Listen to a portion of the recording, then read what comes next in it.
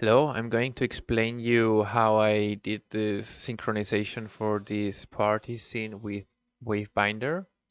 So what I did is create an empty game object at the WaveBinder analyzer and put music, a song.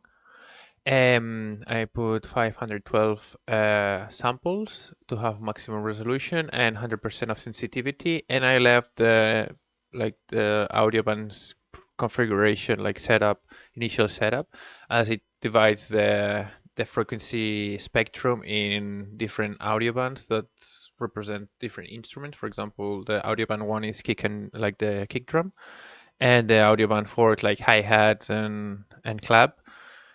Those are like the most beat and rhythmic element, like bands in this track specifically.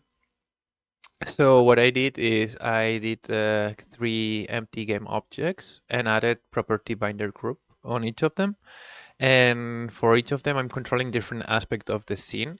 In the wall sync, I'm just controlling all the materials that are on the wall to make it like change on the beat of the kick drum.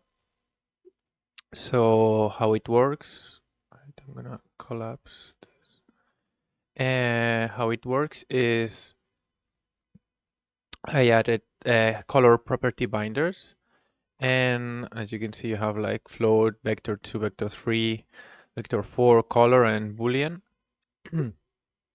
And what I did is, in this case, I added choose the material target, and then that reads the whole shader properties and filters out the type you want.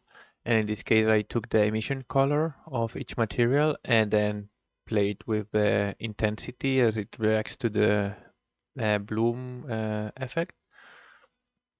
And then they use like all those different these materials use this same material, and then it's like a shared material.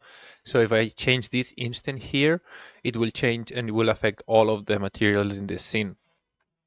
So it's really easy to set up in one game object and control everything from one game object, all of these materials at the same time. For the lights, I did the same. Instead of choosing a material, I chose a component.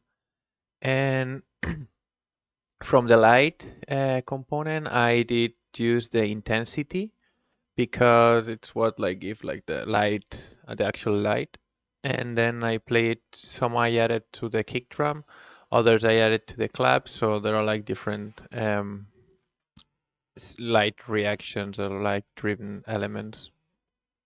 Then with the particle control, it's the same thing. I just added a component target type and choose the particle system attached to the game objects. For example, we have this laser beam.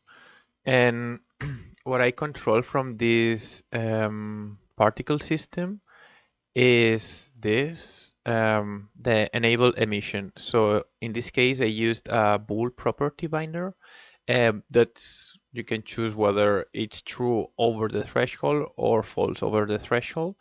And I added this threshold on different audio bands. In this case, for all of them, I use the clap and hi-hat. So when the intensity of this frequency is increasing, then there are more particles appearing. And as you can see, when it's quiet, there are no particles. And when it's increasing, more particles start to show up. And for example, you can take any of the parameters or properties from the particle system that you choose, and it also filters out the property type you selected. And that's all. If you like it, feel free to comment or get the asset in the asset store. If you want to ask any questions, I read the comments, or you can send me a mail in the Unity asset store. There's a link to the mail. Thank you.